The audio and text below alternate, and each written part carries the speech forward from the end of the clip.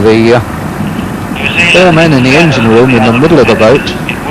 Gibson 6'4" and 14 stone 11. Simon 6'8.5" and 15 stone 6.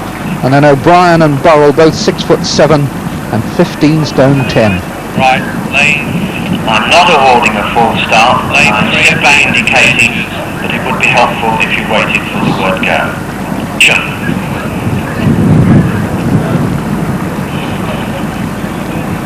Are you ready? Go! Well, New Zealand certainly were very close to anticipating that start, but I think that by that stage we really couldn't call them back yet again. So we are this time off and racing. Wales in lane 1, Australia in 2, Canada in 3, England in 4, Scotland in 5, New Zealand in 6, and the bow showing in front at the moment is Australia's. The favourites, crew selected in April at the end of the Australian season, have been working at the Australian Institute of Sport, showed their class with a victory at Lucerne a couple of weeks ago, where they beat West Germany and Great Britain. But New Zealand also showing on the far side.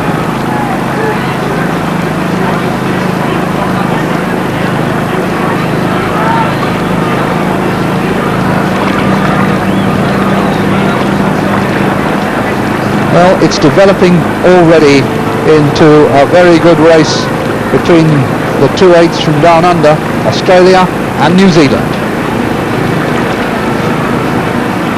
Gold medals in 6 previous Commonwealth Games regattas monopolised by those 2 countries in England. But it was New Zealand who had the advantage at the 1500 metre mark. That's 1500 metres to go.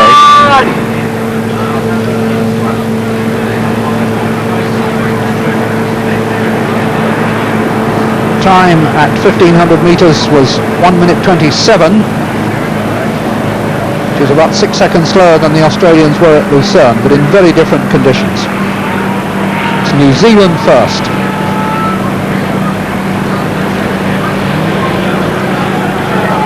Just in the foreground there, the bow of the Australian boat.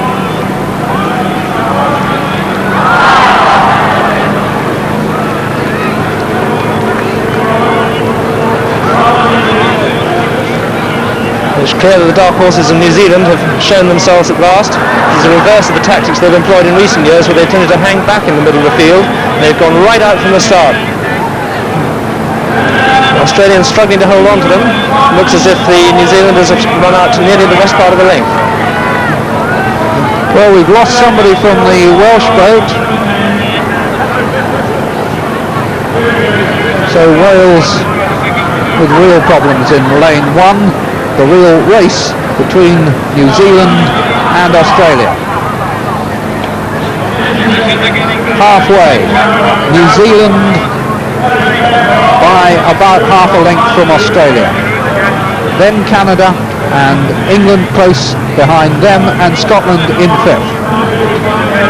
The water's picking up. You can see how the waves are breaking over the boat now, and it looks as if Australia are beginning to close on New Zealand. New Zealand came off the start very fast indeed. Australia seem to be rowing a well-placed wave. Look at those waves as they break over the riggers. It's the metal parts on the outside of the boat which hold the oars.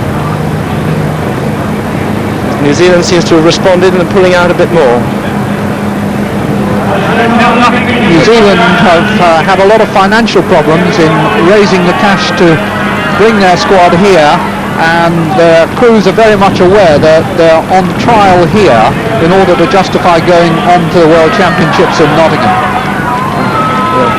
Look at that rough water. You can see those waves breaking over the crews there.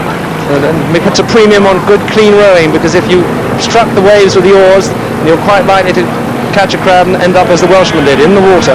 But Australia now coming back at New Zealand.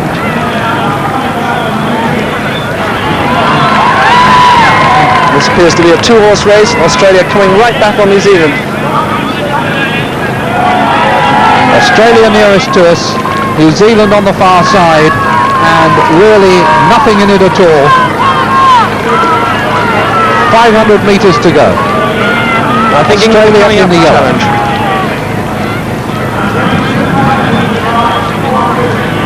first four all taking closer order. It's the Australians who are pulling out in front now, and it's a question of whether New Zealand can hold on to an English challenge which is coming up fast. They've got about a minute to make this challenge and get up with the New Zealanders. So it's Australia first, nearest to the camera. New Zealand second on the far side. England battling back in third. And England have come through with a very good challenge in the last 500 metres. And there's still work to be done here for the Australians. 250 metres to go. Australia first. Nothing now between New Zealand and England. And a brave sight now as they come up with about 200 metres to go. England applying the pressure. New Zealand beginning to crack. Australia pulling away. And it looks as though it's going to be gold for Australia, but they are by no means home and dry yet. England still putting in a tremendous burst. Australia first. England now marginally in second. New Zealand in third. Canada fourth. Australia are going to get the gold, but England will get the silver. Coming to the line now. Australia win. England take the silver. And it is tight between Canada and New Zealand for the bronze. Tremendous race, Chris. Yes, a fantastic race and a beautifully timed burst by the English crew, which brought them right back on the field and took them through the New Zealanders, who were fading badly in the last quarter of the race.